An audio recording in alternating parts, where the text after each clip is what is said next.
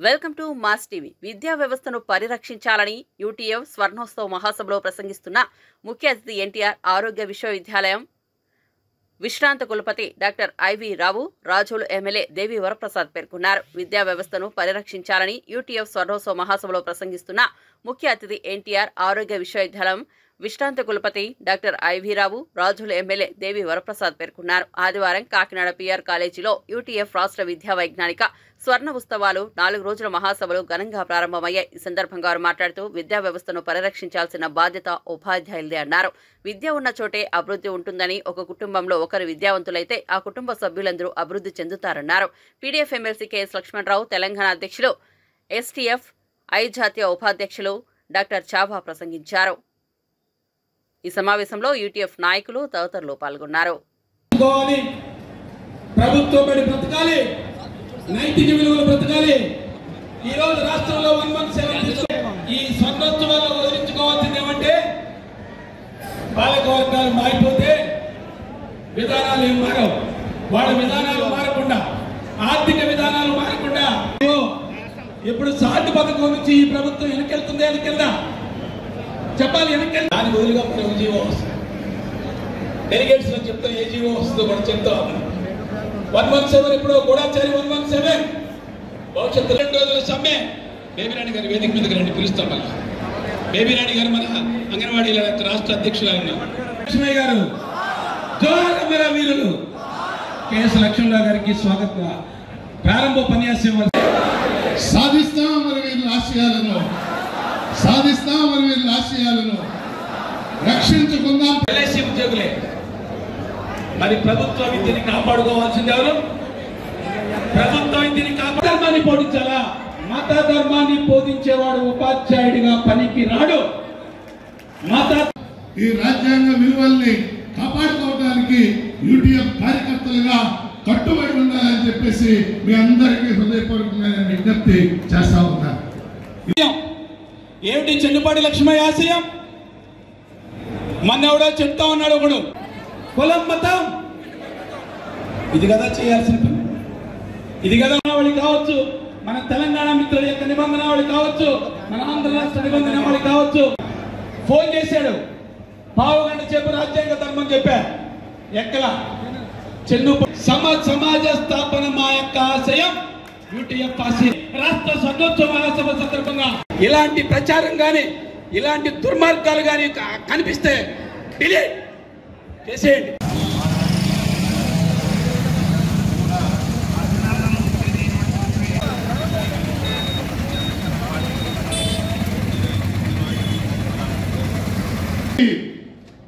UTF చరిత్రలో ఒక చారిత్రాత్మక ఘట్టం, ఒక మహాప్రస్థానం, ఒక చరిత్ర లిఖించబడుతున్నటువంటి రోజు. 25 ఏళ్ల సిల్వర్ జూబ్లీ ఉత్సవాలు ఇదే కాకినాడ గడ్డ మీద జరిగాయి. ఈరోజు 50 ఏళ్ల స్వర్ణోత్సవాలు కూడా ఈ కాకినాడ మహానగరంలో జరుగుతూ ఉన్నాయి. ఈరోజు రాష్ట్ర వ్యాప్తంగా 26 జిల్లాల నుంచి వేలాదిగా తరలి వచ్చిన ఉపాధ్యాయులకి, మహిళా ఉపాధ్యాయులందరికీ వేదిక నుండి శిరస్సు వంచి మీ అందరికీ అభినందనలు తెలియజేస్తా ఉన్నారు.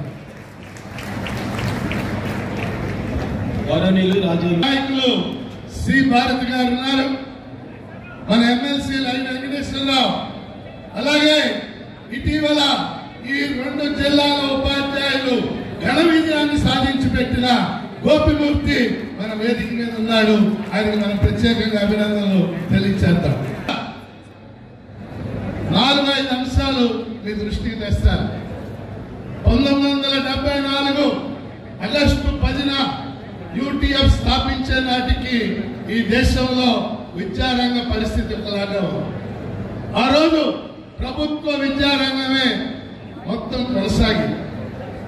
2000 సంవత్సరంలో సిల్వర్ జూబ్లీ ఫంక్షన్ జరిగే నాటికి కొంత ప్రైవేటీకరణ జరిగింది.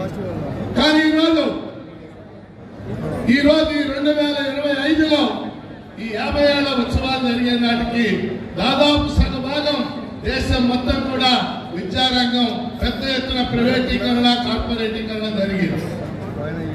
ఈ మహాసభలో 2 అంశాలు మనం ప్రధానంగా చర్చించాల్సినటువంటి అవసరం ఉంది. ఒకటి, ప్రభుత్వ విద్యారంగాన్ని ఎలా పరిరక్షించుకోవాలి. 2, విద్యారంగంలో సామాజిక న్యాయాన్ని ఎలా కాపాడుకోవాలి. ఈ 2 మన ప్రధాన కర్తవ్యాలు.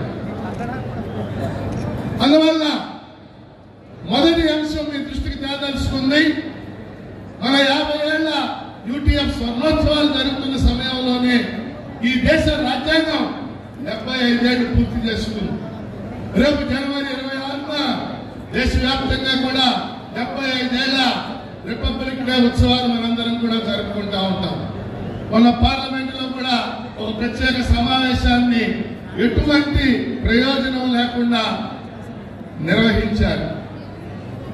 అందుకని ముందుగా మనం ఈ దేశ రాజ్యాంగం, ఆ రాజ్యాంగ విలువలు, ఆ రాజ్యాంగ లక్ష్యాలు, ఆ రాజ్యాంగ ఆదర్శాలు ముందుగా కాపాడుకోవాల్సిన బాధ్యత ఈ రోజు మనందరి మీద కూడా ఉంది. 1973లో